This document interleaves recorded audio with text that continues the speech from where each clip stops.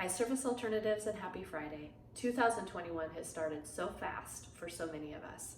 For a variety of reasons, it just seems to be a really busy time. Most of you have a really good sense of possibility with the new year, and most of you also have carried forward a sense of heaviness from 2020.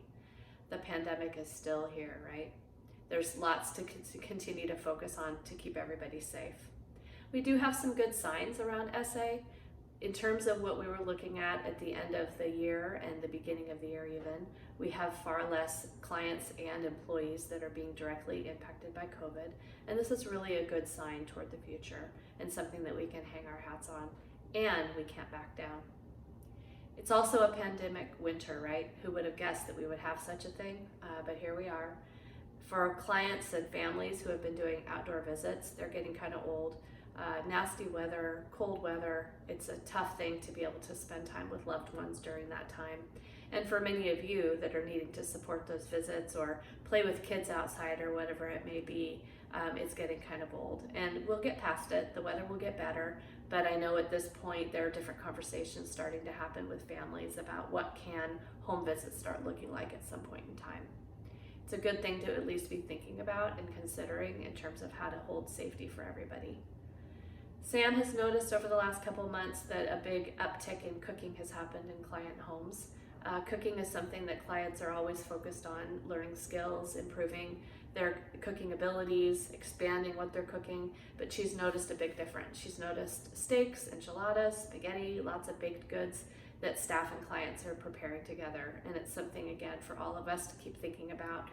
There are still so many things we can be learning how to do during this time, and it's an opportunity while things are quieter on the personal front for most people to pick up some of those activities, and I encourage you to keep thinking about those things. Another upside in terms of the COVID experience that we're all having is for many of us, there's a great perspective on really holding on to what matters. There's a great perspective on really identifying what hope means and connecting more with that idea of hope.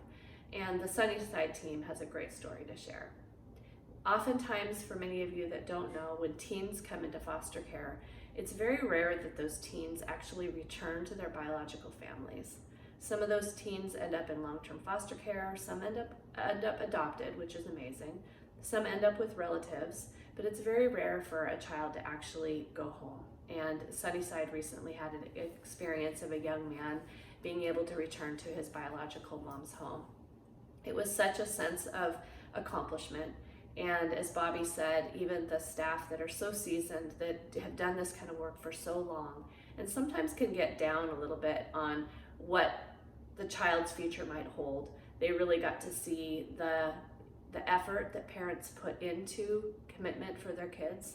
They got to see this mom really make the decision she needed to make to be able to bring her son home, and got to see, of course, the youth's contributions toward that. So it's a great sense of hope and possibility, and a good reminder for us all to just never give up. We can't give up, especially in this field of work. The Tri-Cities program is a program that has been working on a variety of things in order to strengthen, and they have a new program manager, Zuzana, who seems to be just doing amazing things. Foster parents have reported how much they enjoy working with Service Alternatives. The case manager has been having just amazing communication with the kids that are involved in the program and the families that are involved with the program. And it's just a testament to the amount of growth that is happening out there.